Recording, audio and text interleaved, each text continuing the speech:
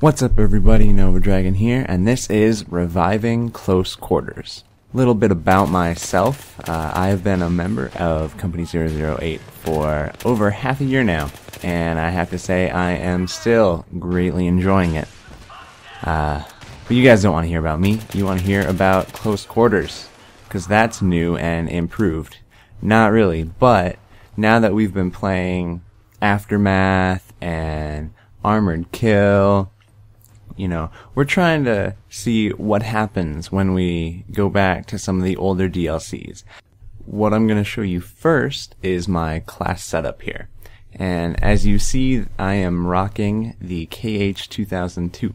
And there's a reason. I like the burst fire, and it feels really good. So using the G18 suppressor, which, I don't know, I wanted to try it out. I probably wouldn't recommend it. You're probably better off going with the 1911 suppressed or something like that. But you'll see a little later on when I give you my 4 tips for reviving close quarters why you might want to use a weapon with a suppressor. So I have 4 tips for you about reviving close quarters, but they all center around the same concept. And I know that Battlefield is a video game, but have you ever tried pretending that it was real? By this I mean, when Close Quarters came out, I don't know about you guys, but I remember that I was just running around frantic. Frantic would be the key word of what it was.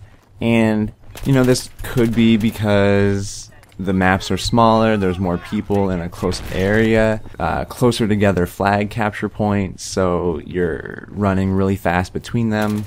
We've also all heard of, you know, the Zebra Tower zombie thing. Yeah, you can run back and forth between the flags. You don't actually have to kill anyone, and you can get MVP 1 really without much problem at all. But what I'm asking you guys to try, if you want to, you know, I'm not saying you have to or anything, but here's what you do. You pretend that it's real. You pretend that if you die, you die. Okay, so right now, pretend that this is your office building and you're trying to fight for it back. Or pretend that you're a hired soldier and it's taken over, well, I guess, in this case, I'm the Russians. Pretend that the US are attacking you, how about? And this is your office building, you just gotta defend it. And so there are 4 steps that I would recommend for you to pretend that it's real.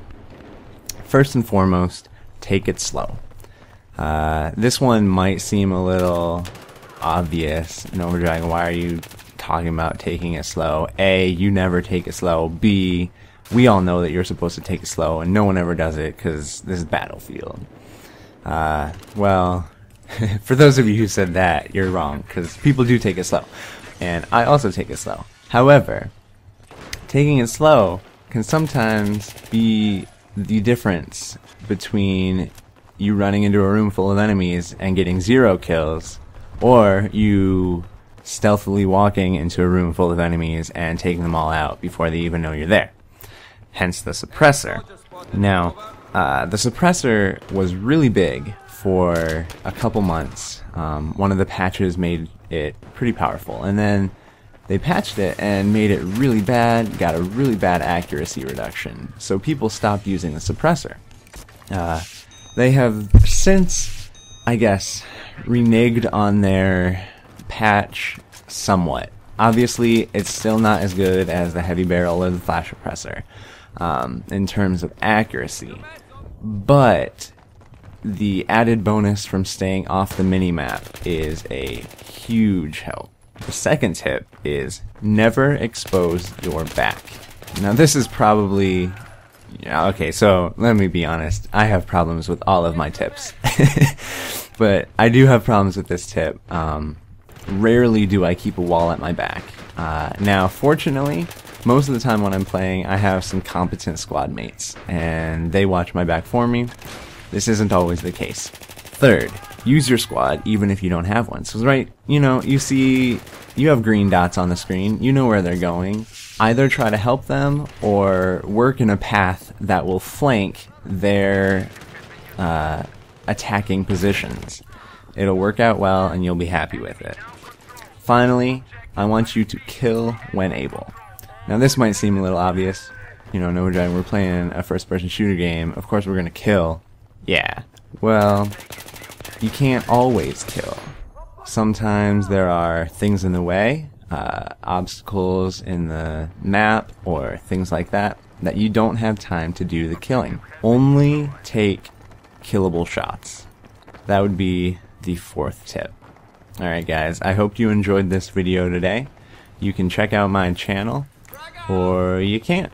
It's your choice. But I'll be posting videos here, I hope pretty regularly, and hopefully I'll get back to posting videos on my channel. Slight hiatus, but you know, with all the holidays and stuff, things happen. Alright, have a great week guys.